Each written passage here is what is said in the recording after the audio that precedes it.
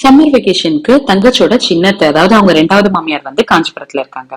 அவங்க வீட்டு பக்கத்துல பாத்தீங்கன்னா செல்லியம்மன் கோவில்ல வந்து கும்பாபிஷேகம் நடக்குதுன்னு சொல்லிட்டு இன்வைட் பண்ணியிருந்தாங்க. சோ நம்மளையும் சேர்த்தே வந்து கூப்பிடவும் நம்மளும் வந்து கிளம்பியாச்சு.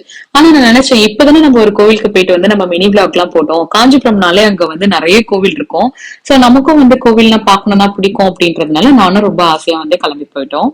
அங்க பாத்தீங்கன்னா போன உடனே மருதாணி இலை வந்து கூட எதுவுமே மிக்ஸ் பண்ணாம இலை மட்டுமே ஃப்ரெஷ்ஷா வந்து அரைச்சு வச்சிருந்தது கொடுத்தாங்க. தங்கச்சி வந்து 2 கிளியும் நல்லா அழகா வச்சு விடுவோம். ஃப்ரெஷ்ஷான இலை அரைச்சு வைக்கிறதுன்றது வந்து நமக்கு பிடிக்கும்லன்னு சொல்லிட்டு நானும் வச்சுட்டேன். 2 hours தான் வந்து வச்சிருப்பேன். அதுக்குள்ளேயே நல்ல டார்க்கா அழகா வந்து பிடிச்சிருந்துச்சு பாருங்க. அப்படியே அவங்க வீட்டுக்கு பேக் சைட்ல இருக்க கார்டனை சுத்தி பார்க்கலாம் அப்படின்னு போகும்போது அங்க வந்து ஒயிட் கலர்ல நிறைய பாரிஜாதம் பூ இருந்துச்சு. அதுக்கப்புறம் ரோஸ், குட்டி குட்டி சாமந்தி மாதிரி, சுண்டக்காய் இதெல்லாம் வந்து பார்த்துட்டு அப்படியே பாத்தீங்கன்னா வந்து ஜாதி மல்லி பூ இருக்குல்ல, அது வந்து நல்ல வாசனையா இருக்கும். பட் இந்த பூ பாத்தீங்கன்னா இது வந்து காக்கட்டா டைப்னு நினைக்கிறேன். இது ஒரு மாதிரியான வாசனையா இருந்துச்சு. மார்னிங் டைம்ல இந்த பூ வந்து நல்லா பூத்துருச்சு அப்படின்றதுனால இதெல்லாம் வந்து பறிச்சுட்டாங்க. இவங்கதான் தங்கச்சியோட சின்னத்தை. ரொம்ப கைண்ட் இவங்க. நம்ம போனதுல இருந்து நம்ம வர வரைக்குமே அவ்வளவு அழகா டேக் கேர் பண்ணி நம்மள வந்து ரொம்ப கைண்டா பாத்துக்கிட்டாங்க. நம்மளுக்கு வந்து 4 days வந்து எப்படி போச்சுன்னே வந்து தெரியலன்னு தான் வந்து சொல்லணும். அப்படியே மார்னிங் டைம்ல வந்து பக்கத்துல இருக்க செல்லியம்மன் கோவில் கும்பாபிஷேகத்துக்கு வந்து போயாச்சு. அங்க வந்து கும்பாபிஷேகம் பார்த்துட்டு சாமியோட தீர்த்த தண்ணி வந்து தெளிச்சாச்சு. காஞ்சிபுரத்துல பாத்தீங்கன்னா ஆக்சுவலா காலையில நம்ம வந்து 9 மணிக்கு போயிருந்தோம். அப்பவே 34°C சரியான வெயிலா வந்து இருந்துச்சு.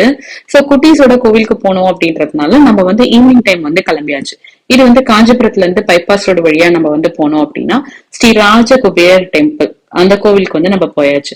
இந்த கோவில்ல பாத்தீங்கன்னா மூலவர் வந்து அப்படியே பிரமிப்பான கண்களோட நம்மள வந்து பாக்குற மாதிரி இருந்துச்சு. ராஜகோபுர சிலைக்கு அப்படியே பின்புறம் பாத்தீங்கன்னா திருசூலத்தோட சிவன் வந்து நின்ற கோலத்துல வந்து காட்சியளிக்கிறாரு. சிவனோட சிலையுமே பாத்தீங்கன்னா அந்த கோபுரம் உயரத்துக்கு வந்து நம்ம பாக்குற மாதிரி வந்து இருக்கும்.